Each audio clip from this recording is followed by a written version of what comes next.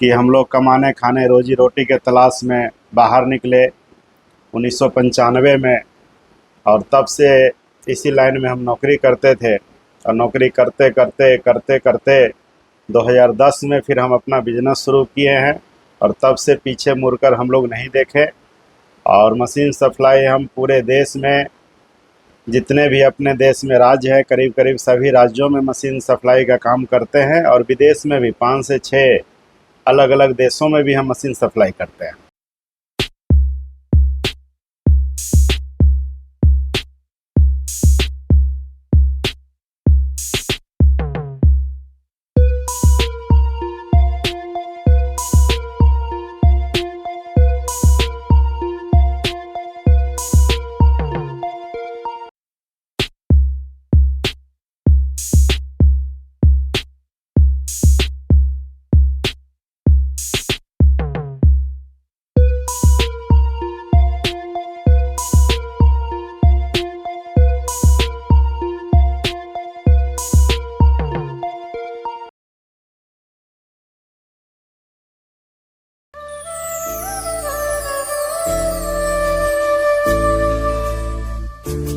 Good morning Madhubani, Madhubani news के खास show good morning Madhubani में स्वागत है आपका। जैसा कि आपको पता है कि सुबह के 7:30 बजे यह कार्यक्रम हम लेकर आते हैं और कोई खास व्यक्ति होते हैं हमारे साथ जिनसे किसी खास टॉपिक पे बात करते हैं, शायद वो जानकारी आपके लिए जरूरी हो जाए। तो आज हम मौजूद है दिल्ली में, देश की राजधानी दिल्ली में, और हमारे साथ है संतोष जी। तो संतोष जी, स्वागत है आपका मधुबनी न्यूज के खास शो में। जी धन्यवाद। संतोष जी, हम चाहेंगे कि हमारे दर्शकों को अपना परिचय आप स्वयं बता दीजिए। मेरा नाम संतोष यादव है।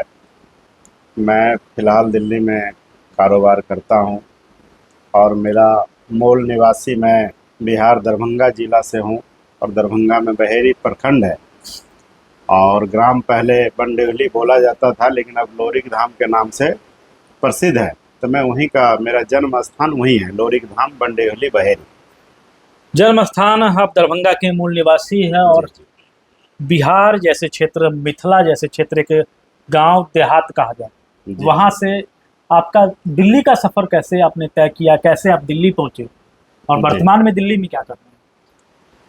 फिलहाल तो अभी मेरा दिल्ली में मशीन मैन्युफैक्चरिंग का बिजनेस है। प्लास्टिक की बैग बनाने वाली मशीन के हम लोग निर्माता है और मशीन हमारे यहाँ फैक्ट्री में बनती है और हम लोग इस मशीन को देश विदेश तक सप्लाई करते हैं। और इससे पहले आपने बताया कि मेरा शुरुआत कहाँ से कैसे हुआ, तो मैं आपको बताना चाहूँगा। इस लाइन में मैं 12 साल की उम्र से ही हूँ। जब पढ़ने का उम्र होता है तो पढ़ने की उम्र में ऐसा मजबूरी हुआ कि हम लोग कमाने खाने रोजी रोटी के तलाश में बाहर निकले 1995 में। और तब से इसी लाइन में हम नौकरी करते थे और नौकरी करते करते करते करते 2010 में फिर हम अपना बिजनेस शुरू किए हैं और तब से पीछे मुड़कर हम लोग नहीं देखे। और मशीन सप्लाई हम पूरे देश में, जितने भी अपने देश में राज्य है, करीब करीब सभी राज्यों में मशीन सप्लाई का काम करते हैं और विदेश में भी 5 से 6 अलग अलग देशों में भी हम मशीन सप्लाई करते हैं। 1 मिनट रुको, करो सर। विदेशों में भी आपकी पहुंच, धमक कहा जाए वो धमक है। बाकी अपने देश में राज्य के विभिन्न जगहों पर वो तो है ही।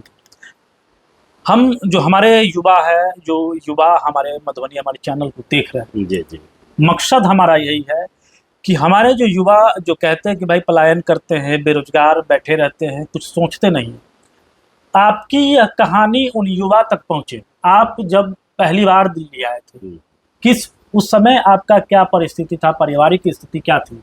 दिल्ली आने के बाद आपने कैसे जो जर्नी है वो कैसे आपने शुरू किया? देखिए, मेरा 1995 में पिताजी का डेथ हो गया। घर में कमाने वाला कोई था नहीं। मैं 2 भाई, बड़ा भाई मैं ही था। तो उस समय अब पिताजी किसी परिवार में ना हो तो आप समझ सकते हैं कि उनकी स्थिति क्या हो सकता है। तो हमारी माँ 100 रुपये 200 रुपये ब्याज पर लाती थी खर्चा चलाने के लिए। जितना भी ज़मीन था सब एक तरह से अपने यहाँ गिरवी बोलते हैं, भरना बोलते हैं, वो लग गया। बहुत ज़मीन बिक भी गई तो पढ़ने में मन नहीं लगता था। उस समय शायद हम 5वीं क्लास में पढ़ते थे, तो मन नहीं लगता था। फिर भी माँ नहीं बोलती थी कि घर में दिक्कत है, घर में समस्या है, घर में अनाज नहीं है, घर में सब्जी नहीं है। वो बोलती नहीं थी कि इसको चिंता हो जाएगा, बच्चा इसको चिंता हो जाएगा। फिर भी हम समझते थे इस चीज़ को। जब माँ 50 रुपये की भी ज़रूरत होता था तो किसी के यहाँ जाता था, 5% ब्याज पर उस समय चलता था, अभी भी कॉपी में लिखा हुआ है। तो अच्छा नहीं लगता था मुझे। मैं सोचा कि कुछ करना चाहिए। तो जैसे पहले भी लोग बाहर जाते थे दिल्ली बॉम्बे, तो हम भी रोजी रोटी के तलाश में गांव के लोग जाते हैं, तो उनके साथ हम भी निकल गए। दिल्ली आए तो यहाँ पर जूता फैक्ट्री में काम किए। उसके बाद और भी 2-3 काम किए। जब आपने जूता फैक्ट्री में काम शुरू किया उस समय जी। सैलरी क्या रही आपकी? उस समय सैलरी 500 रुपये था 8 घंटे का। 500 रुपये? 500 रुपये 8 घंटे का था, और ओवर टाइम हम लोगों का 2 घंटा 3 घंटा, तो 600-700 रुपये हो जाता था। तो समझिए ना, महीने का खर्चा 400, करीब 400 होता था। 100-200 रुपये गाँव हम भेज भी देते थे, जो कि कर्जा था काफ़ी। तो सोचते थे कुछ भेज देंगे तो कुछ कर्जा हल्का हो जाएगा। नहीं, आपने जो 700-800 रुपया कहा, ये महीने का इनकम था या डेली का? महीने का। महीने का महीने 800 का। रुपया? जी जी जी जी। अच्छा। महीने का 800 रुपये था। और उस समय फिर भी हम हिम्मत नहीं हारे। सुबह 9 बजे से लेके शाम 5:30 बजे तक ड्यूटी होता था। उसके बाद ओवर टाइम होता था। और महीना जब लगता था तो उस समय तो फ़ोन वगैरह था नहीं। माँ को चिट्ठी लिखते थे कि तुम चिंता मत करो माँ, हम काम सीख रहे हैं, कुछ ना कुछ करेंगे, तुम चिंता मत करो। चिट्ठी जाता था वहाँ पर। कौन से समय की बात है ये 1995-96 1995-96 की जी बात जी है। जी। उसके बाद फिर कई लोग बोला कि यहाँ पर ज़्यादा पैसा है, इस लाइन में ज़्यादा पैसा है। तो उस समय इतना समझ था नहीं, तो हम सोचते थे कि कुछ पैसा कमा लेंगे तो मेरा कर्जा जल्दी ख़त्म हो जाएगा, क्योंकि मेरा तो मेन फोकस था कर्जा ख़त्म करना और परिवार की स्थिति को बेहतर करना। तो उस समय हम 97 में फिर गांव गए। कुछ लोगों का पैसा भी था, दिए, उधार चुकाए। फिर कलकत्ता गए। तो 6 जनवरी 1997 को सोमवार का दिन था। इस लाइन में हम आए। अच्छा। 97, 98, 99, 2003 तक मैं कलकत्ता में रहा। कलकत्ता। उस समय इस लाइन में क्या कर रहे थे? इस लाइन में हम हेल्पर का काम करते हेल्पर थे। का काम करते थे। जैसे कारीगर होते थे, बोलते थे चाबी पकड़ाओ, पाना पकड़ाओ, या कोई पार्ट्स को बोलता था मुझे पकड़ा दो, मैं फिटिंग करूंगा। तो मतलब हेल्पर थे हम। हेल्पर थे। जी जी। फिर धीरे धीरे धीरे आपने खुद की कंपनी आपने डाली? जी। उसके बाद 2003 में मेरा शादी हो गया, क्योंकि माँ का तबीयत खराब रहता था। सब लोग बोलता था भाई माँ कब है कब नहीं है, तो एक घर में कोई ना कोई खाना बनाने वाला तो चाहिए। जी। तो 20 साल की उम्र में मेरा शादी हो गया। और मेरा शुरू से काम के प्रति, मैं नौकरी भी करता था, तो एक लगन होता है, वह काम को काम समझना चाहिए, और वो मैं समझा। 9 बजे ड्यूटी होता था तो मैं 8:30 बजे पहुंच जाता था। सुबह रविवार होता था तो मालिक बोलता था भाई 1 बजे तक ड्यूटी कर लो, उसके बाद अपना कपड़ा उपड़ा धोना। तो हम 5 बजे बोलता था, हम 4 बजे आ जाते थे। मतलब टाइम के हम बहुत पक्के आदमी थे। मतलब ये होता था कि कुछ न, मतलब हमारे ऊपर वो विश्वास कैसे करें। तो उस चीज़ का फल लग रहा है भगवान आज मुझे दे रहा है।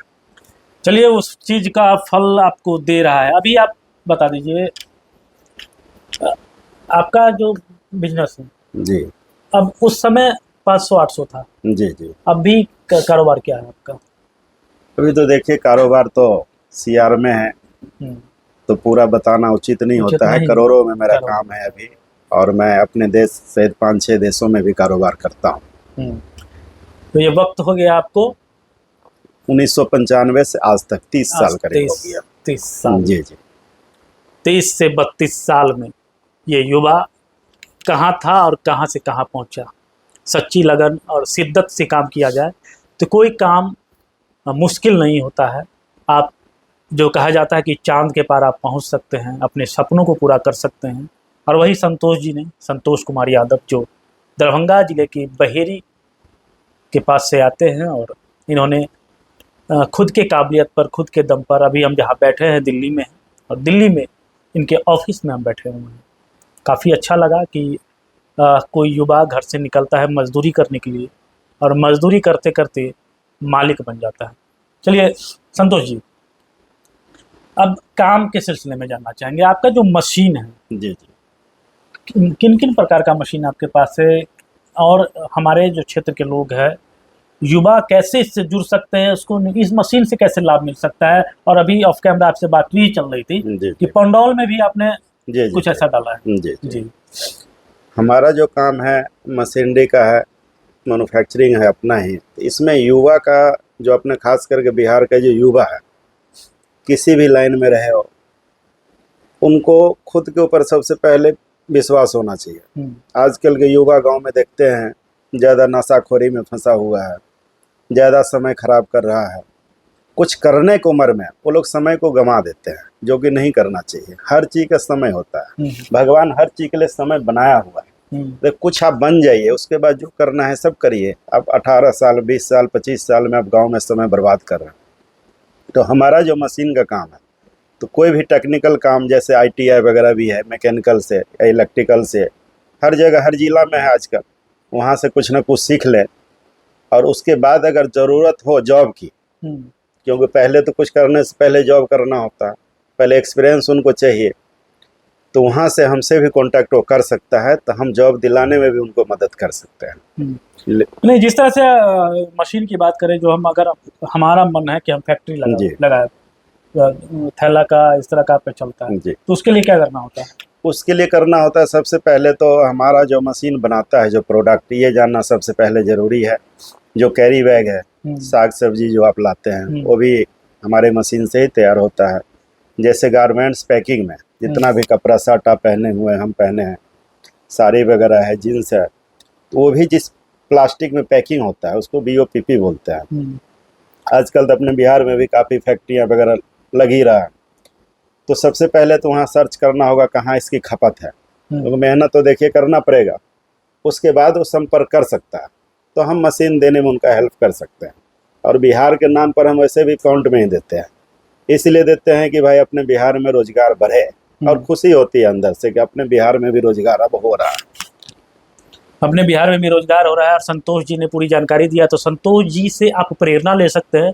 यदि आपके मन में वो जोश, जुनून और जिद है, तो निश्चित ही आप अपने जीवन में सफल होंगे, बल्कि सच्ची लगन और मेहनत और निष्ठा के साथ आप आगे बढ़े। बहुत बहुत धन्यवाद संतोष जी, आपने समय दिया मधुबनी न्यूज के लिए। तो ये संतोष जी और जिन्होंने समय दिया है मधुबनी न्यूज के लिए, और निश्चित ही इससे जुड़ करके आप अपने जीवन में बेहतर कर पाएंगे, प्रेरणा ले पाएंगे और आगे बढ़ेंगे।